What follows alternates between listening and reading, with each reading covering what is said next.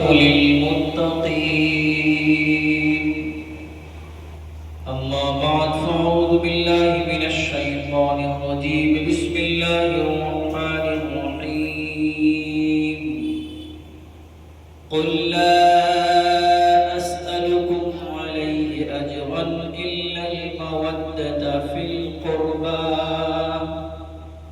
آمنت بالله صدق الله مولانا العظيم وصدق رسوله النبي الأمين المتين الكريم ونحن على ذلك لمن الشاهدين والشاكرين والحمد لله رب العالمين.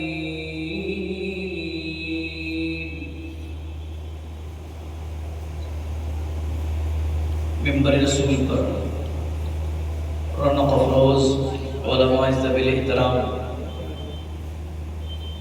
حضرت علامہ مولانا نعیم شیری صاحب قبلہ، حضرت حافظ و قاری اشتیاق شیری صاحب قبلہ، دیگر رباب ممبر، معزز حاضرین محفل، السلام علیکم ورحمۃ اللہ تعالی وبرکاتہ. آپ تمام حضرات بخیر و عافیت ہیں؟ سب ٹھیک ہیں؟ جی اللہ کا شکر ہے. محسوس تو ہو رہا ہے بہت زیادہ تھکے ہوئے ہیں، آواز بہت آہستگی سے نکل رہی ہے. اللہ رب العالمین ہم سب کو صحت و تندرستی عطا فرمائے. آپ کے دیار محبت میں اس سے پہلے بھی ایک دو مرتبہ حاضری ہوئی ہے اور آپ کی محبتیں اکثر یاد رہتی ہیں. اللہ رب العالمین آپ تمام حضرات کو اور آپ کی محبتوں کو سلامت رکھے، برقرار رکھے. بالخصوص یہ جو مسجد ہے اور اس کے جو ذمہ داران ہیں، جو خادمین ہیں، ہم سب خادم ہیں اللہ کے گھر کے. ہم کیا امام، کیا عالم، کیا مفتی، سب اللہ کے گھر کے خادم ہیں. یہاں پر لوگوں کی خدمت میں ہی لگے ہوئے ہیں، دین سکھا رہے ہیں. اس مسجد کو دیکھ کر بڑی خوشی ہوتی ہے. ہمارے اسلاف فرماتے ہیں کہ دین انہی جگہوں سے زندہ ہے، درسگاہوں سے یا مساجد سے. جو مدرسین درسگاہوں میں محنتیں کر رہے ہیں وہ دین کا کام کر رہے ہیں، یا جو علماء اور جو ائمہ مسجدوں سے دین کی تبلیغ کر رہے ہیں، دعوت و تبلیغ میں مصروف ہیں، وہ دین کا کام کر رہے ہیں. اور یہاں یہ دیکھ کر بڑی خوشی ہوتی ہے کہ صرف نماز تک مسجد محدود نہیں ہے. ہمارے اسلاف فرماتے ہیں کہ علماء اور ائمہ کو چاہیے کہ مساجد کو اب درسگاہوں میں تبدیل کریں. مساجد کو صرف نماز تک محدود نہ کریں بلکہ نماز کے علاوہ بھی اس میں درس و تدریس، دعوت و تبلیغ کی محفلیں منعقد ہوتی رہیں. جو نماز کے لیے آ رہے ہیں ان کی تربیت بھی کریں، ان کو دین بھی سکھلائیں. اور یہاں یہ دیکھ کر بڑی خوشی ہوتی ہے کہ یہاں پر نمازوں کے علاوہ درس قرآن کی محفلیں، تعلیم قرآن کی محفلیں، تعلیم مسائل کی محفلیں جو سجتی ہیں، سن کر اور دیکھ کر خوشی ہوتی ہے کہ اللہ رب العالمین نے یہاں کے خادمین، یہاں کے علماء کو جو توفیق بخشی ہے. اللہ سارے علماء و ائمہ کو وہ توفیق بخشے کہ سب اسی طرح دین کی خدمت کرتے ہوئے نظر آئے. قاری اشتیاق القادری صاحب قبلہ لمبے عرصے سے یہاں محنتیں کر رہے ہیں. حضرت علامہ نعیم شیری صاحب قبلہ اور آپ کے پیش امام حضرت علامہ کبیر احمد صاحب قبلہ، میں نے سنا کہ بہت سخت خلیل ہیں. مولا تبارک و تعالیٰ کی بارگاہ میں دعا ہے اس ماہ محرم الحرام اور امام حسین رضی اللہ تعالیٰ عنہ اس صدقے مجھ کو شفائے کامل و عاجل عطا فرمائے. ہمارے صدر صاحب حاجی محسن صاحب قبلہ کے بارے میں سنا کہ وہ بھی سب خلیل رہتے ہیں. اللہ پاک ان سب کو اور ہم میں جو بیمار ہیں، جس مرض میں مبتلا ہو، سب کو صحت و تندرستی عطا فرمائے. اور جو یہ خدمتیں یہاں کے علماء کرام ائمہ کرام حفاظ و قرہ جو کر رہے ہیں، اللہ ان علماء کی عمر میں برکتیں عطا فرمائیں، ان کو اور زیادہ محنت سے دین کی خدمت کرنے کی توفیق عطا فرمائیں۔ یہ آپ کی خدمت میں لگے ہوئے ہیں، آپ کی ذمہ داری ہے آپ ان کی خدمت میں لگ جائیں۔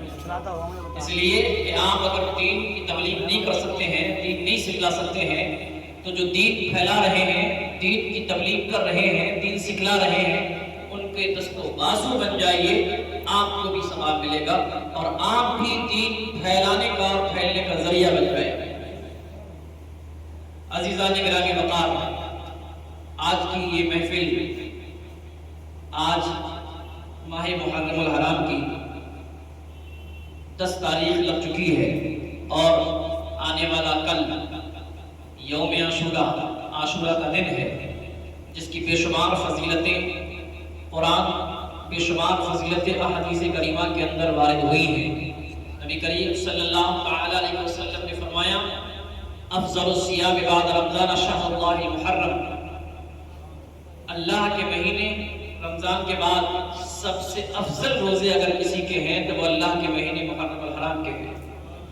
اور یوم عاشورہ کے روزے کے تعلق سے حضرت ابو قتادہ رضی اللہ تعالیٰ روایت کرتے ہیں، سرکار دو عالم صلی اللہ تعالیٰ علیہ وسلم نے فرمایا، صحیح بخاری کی حدیث پاک ہے، حضور ارشاد فرماتے ہیں، جس نے یوم عاشورہ کا روزہ رکھا، حضور فرماتے ہیں یکفر السنۃ الماضیہ، اللہ اس کے گزشتہ 1 سال کے گناہوں کو معاف فرمائے گا۔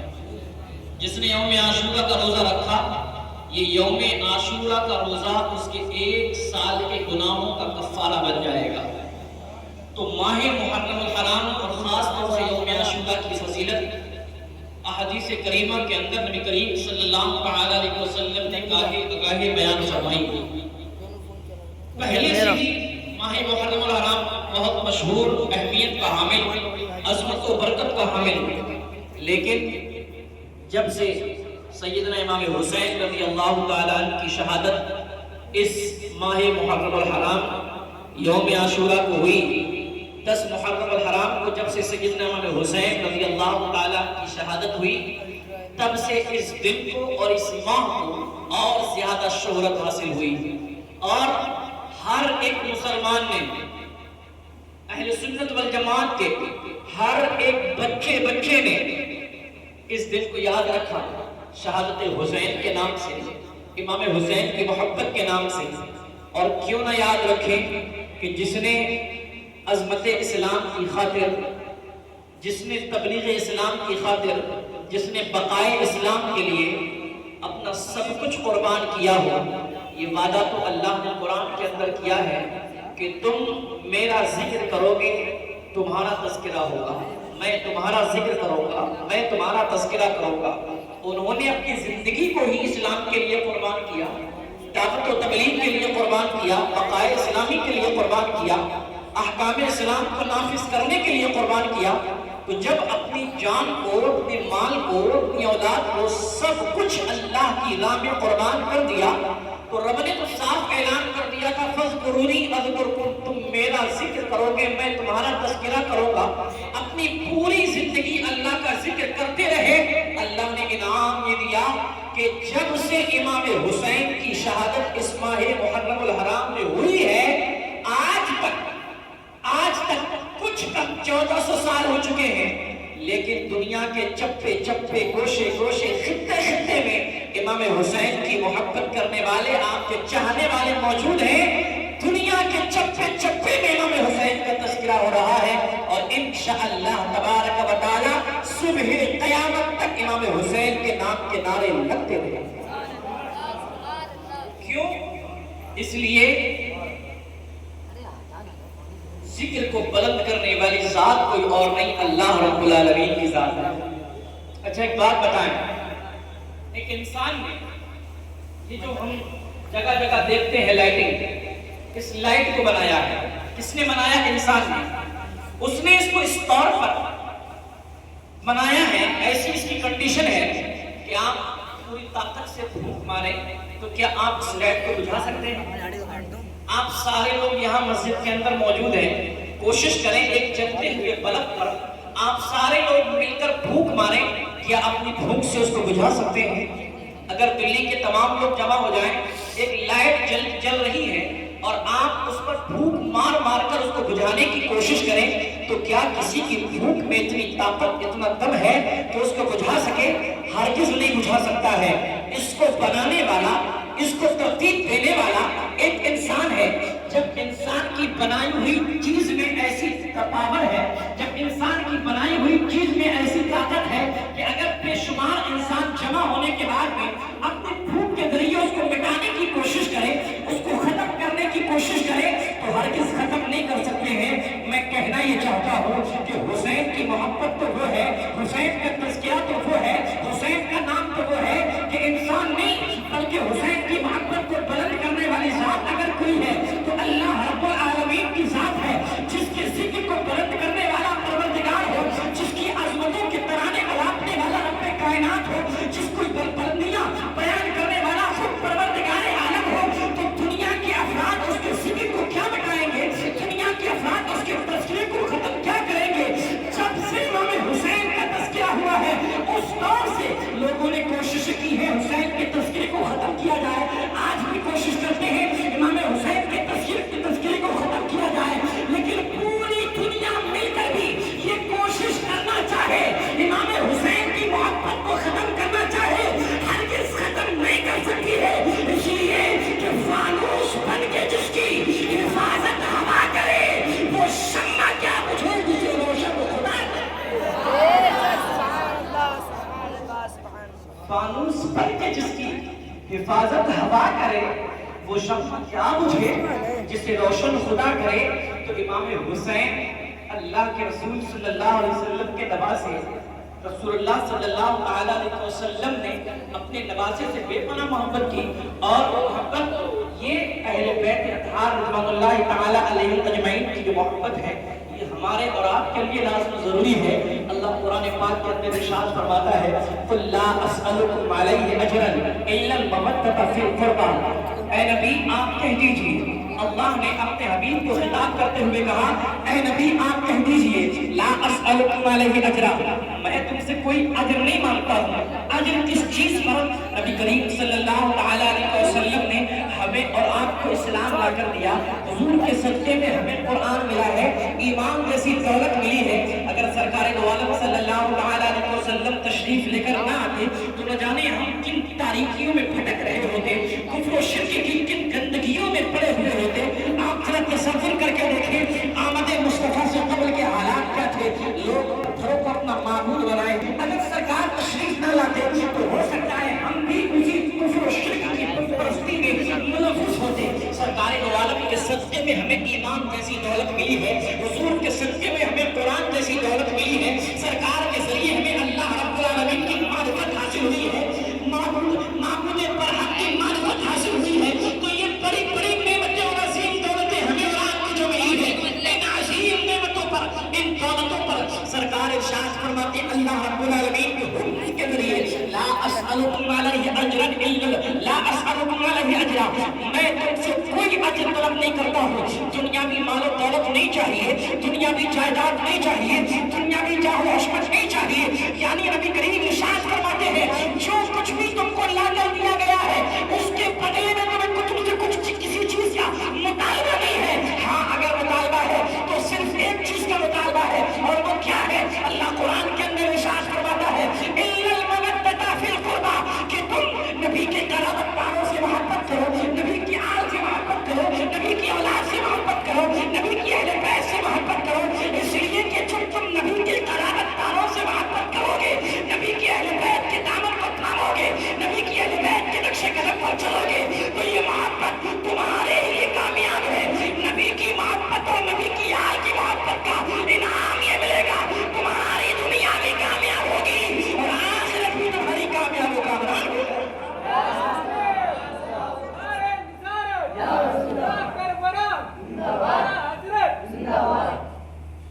تو عزیزان گرامی وقار، اہل بیت کی محبت، اور پھر اہل بیت ہے کون؟ اللہ رب العالمین نے قرآن مقدس کے اندر آیت کریمہ نازل فرمائی انما یرید اللہ لیذهب عنکم الرجس اہل البیت ویطہرکم تطہیرا۔ اللہ ارشاد فرماتا ہے انما یرید اللہ لیذهب عنکم الرجس اہل البیت، اے نبی کے گھر والوں والوں اللہ تو یہ چاہتا ہے کہ تم سے گندگی کو دور کر دے۔ رجس کس کو کہتے ہیں؟ مفسرین نے اس کے کئی معنی بیان کیے ہیں۔ رجس ناپسندیدہ چیزوں کو کہتے ہیں، رجس گناہوں کی گندگی کو کہتے ہیں، رجس کفر و شرک کی گندگی کو کہتے ہیں، رجس ہر اس چیز کو کہتے ہیں جو عیب دار ہو، جو کسی اچھے انسان کے اندر نہ پائی جا سکے، اور اگر پائی جائے تو اس کو عیب لگا دے۔ یعنی ہر ناپسندیدہ چیز کو رجس کہتے ہیں، ہر گناہ کی چیز کو رجس کہتے ہیں، ہر بری شے کو رجس کہتے ہیں۔ اب دیکھو رب ارشاد فرماتا ہے انما یرید اللہ لیذھب عنکم الرجس اہل البیت، اے نبی کے گھر والوں سنو، اللہ تو یہ چاہتا ہے تم سے رجس کو دور فرما دے، یعنی تم کو گناہوں سے دور فرما دے، کفر و شرک کی گندگی سے پاک فرما دے، ہر عیب دار چیز سے تم کو پاک فرما دے، ہر ناپسندیدہ چیز کو تم سے دور فرما دے، وَيُطَهِّرَكُمْ تَطْهِيرًا، اور تم کو خوب پاک اور صاف فرما دے۔ اب اہل بیت میں کون افراد شامل ہیں؟ اہل بیت میں کون لوگ داخل ہیں؟ دیکھیں اہل بیت میں ایک گروہ یہ کہتا ہے کہ اہل بیت میں حضور کی ازواج مطہرات ہیں، یعنی حضور کی بیویاں ہیں، اور ان کے پاس اپنے دلائل ہیں، قرآن کے ذریعے بھی دلائل ہیں، احادیث کے ذریعے بھی دلائل ہیں۔ دوسرے گروہ کا یہ کہنا ہے کہ اہل بیت سے مراد نبی پاک صلی اللہ علیہ وسلم کی اولاد ہے، یعنی حضرت علی و فاطمہ رضی اللہ تعالی عنہما ہے، حضرت حسنین کریمین رضی اللہ تعالی عنہما ہے۔ شیخ اکبر شیخ محی الدین ابن العربی فرماتے ہیں سب سے زیادہ واضح اور عمدہ قول شیخ اکبر محی الدین ابن العربی کا ہے۔ آپ کہتے ہیں اہل بیت میں حضرت علی بھی ہیں، اہل بیت میں حضرت فاطمہ بھی ہیں، اہل بیت میں حضرت حسنین کریمین بھی ہیں، بلکہ حضرت علی و فاطمہ رضی اللہ تعالی عنہما کی اولاد میں سے قیامت تک جتنے بھی شہزادے پیدا ہوں گے، جتنے بھی سید پیدا ہوں گے، ہر ایک اہل بیت میں داخل ہے، تمام کے تمام اہل بیت میں داخل ہے۔ اللہ اکبر۔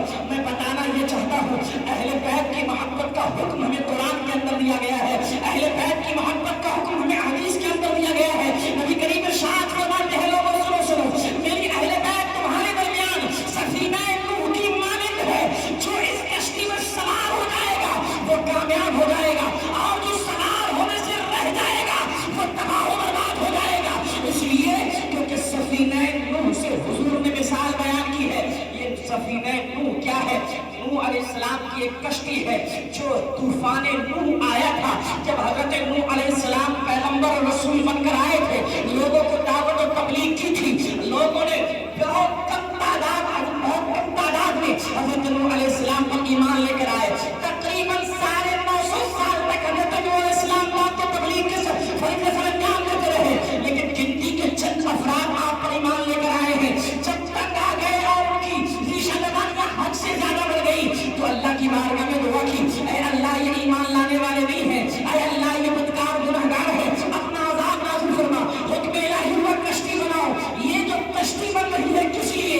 کیونکہ دنیا کے اندر طوفان آنے والا ہے، ایک ایسا طوفان جس میں پوری دنیا غرق ہو جائے گی، پوری دنیا تباہ و برباد ہو جائے گی۔ اور جب کشتی بن کر تیار ہوئی طوفان آتا ہے، حضرت نوح علیہ السلام کے ماننے والے کشتی کے اندر سوار ہوئے، تو جو کشتی کے اندر سوار تھے وہ بچ گئے تھے، اور جو کشتی میں سوار ہونے سے رہ گئے تھے وہ ڈوب گئے تھے، ہلاک و برباد ہو گئے تھے۔ حضور ارشاد فرماتے ہیں لوگوں سنو، میری اہل بیت تمہارے درمیان سفینہ نوح کی مانند ہے، یعنی اہل بیت کی محبت کو تھام لو، اہل بیت کی محبت کی کشتی میں سوار ہو جاؤ، اس لیے کہ جس کے دل کے اندر اہل بیت کی محبت ہوگی دنیا کے اندر بھی کامیاب ہوگا، آخرت بھی کامیاب و کامیاب ہوگی، اور جس کے دل کے اندر بغض اہل بیت ہوگا، اہل بیت کی محبت نہیں ہوگی، چاہے کتنے ہی نیک اعمال کرنے والا ہو، اس کی دنیا بھی تباہ ہو جائے گی، آخرت بھی تباہ ہو برباد ہو جائے گی۔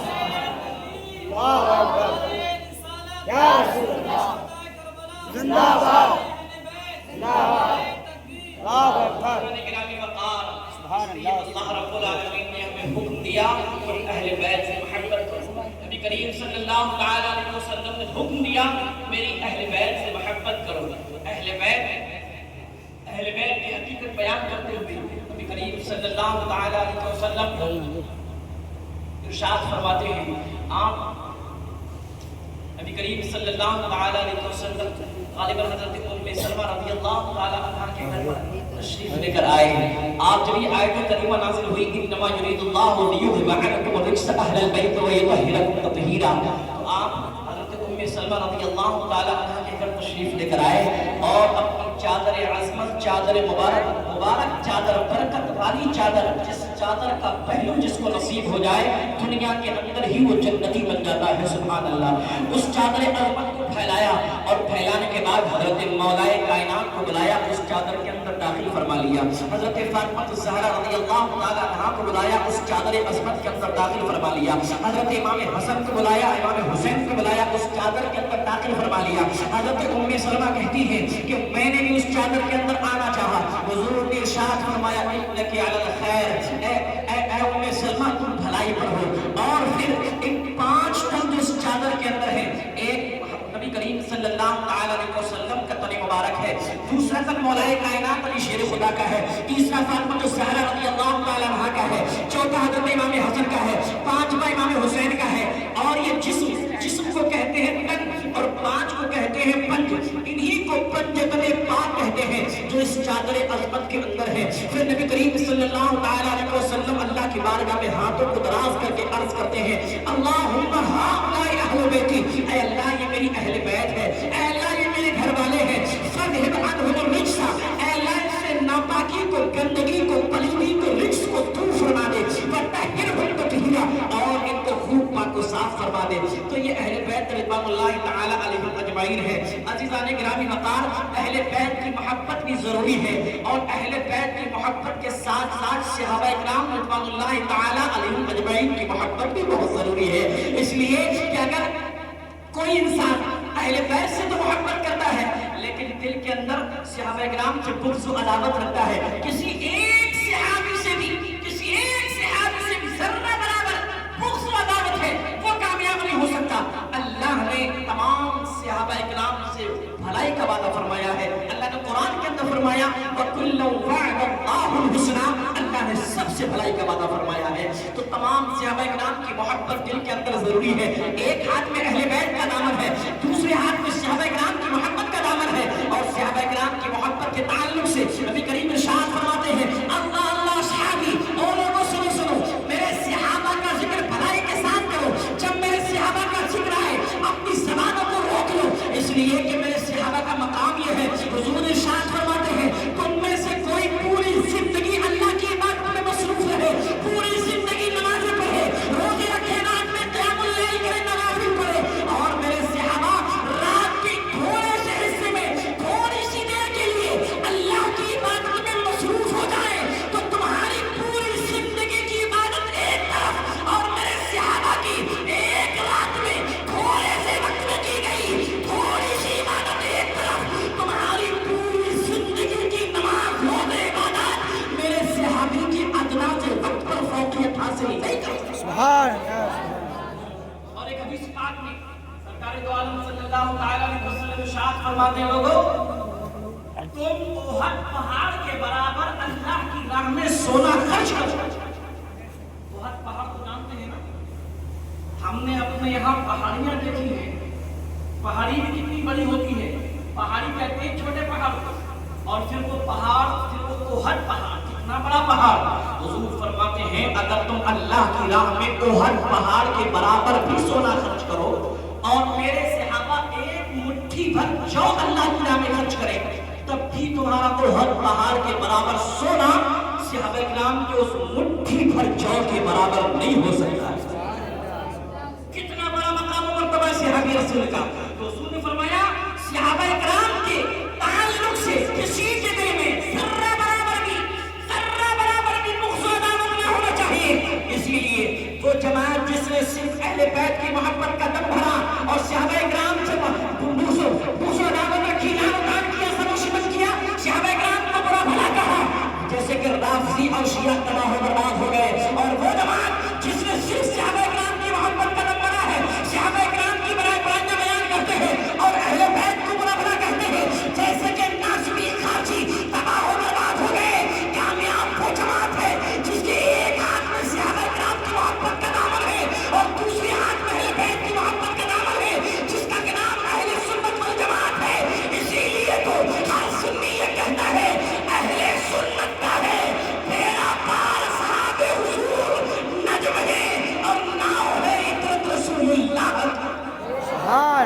بے شک یعنی اہل سنت والجماعت یہ کہتے ہیں ہمارے ایک ہاتھ میں اہل بیت کی محبت کا دامن ہے اور ایک ہاتھ میں صحابہ کرام کی محبت کا دامن ہے.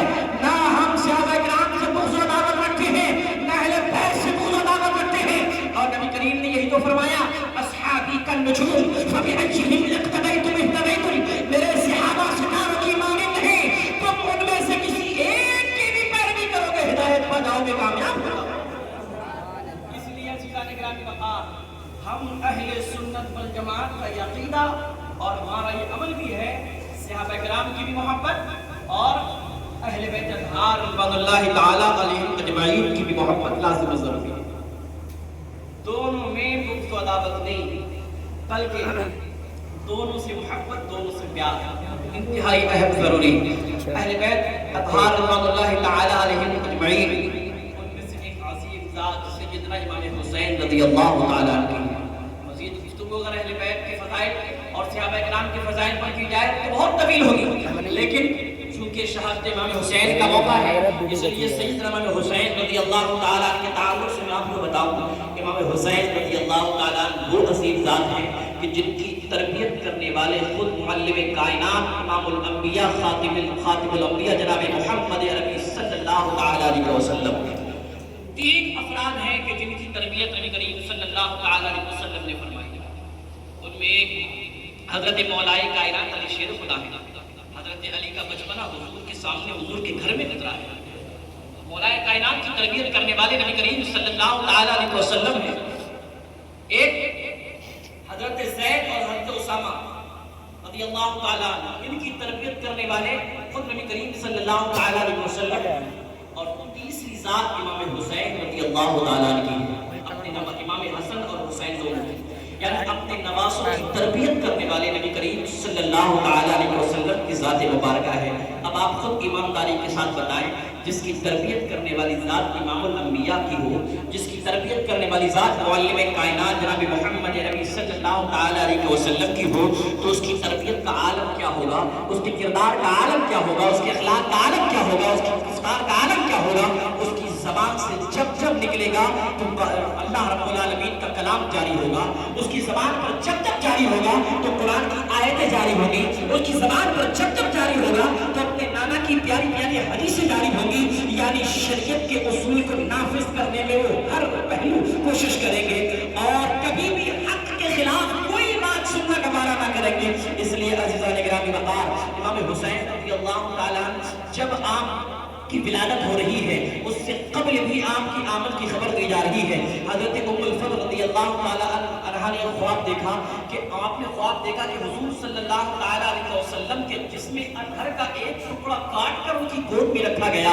جب آپ نے خواب دیکھا تو بڑی گھبرائی اور گھبرانے کے بعد جب بیدار ہوئی حضور کی بارگاہ میں پہنچی اور عرض کی یا رسول اللہ میں نے ایک بڑا عجیب و غریب خواب دیکھا ہے. حضور نے پوچھا کہ ام الفضل بتاؤ تم نے کیا خواب دیکھا ہے. عرض کرتی ہے یا رسول اللہ میں نے یہ خواب دیکھا ہے کہ آپ کے جسم کا ایک ٹکڑا کاٹ کر میری گود میں رکھا گیا ہے. حضور نے ارشاد فرمایا اے ام الفضل یہ خواب تو بہت اچھا ہے, اس کی تعبیر بہت اچھی ہے. عرض کرنے لگی یا رسول اللہ کیا تعبیر ہے. حضور ارشاد فرماتے ہیں اے ام الفضل اتقرین میری بیٹی فاطمہ کے یہاں ایک بیٹا پیدا ہوگا اور پیدائش کے بعد وہ تمہاری گود میں آئے گا.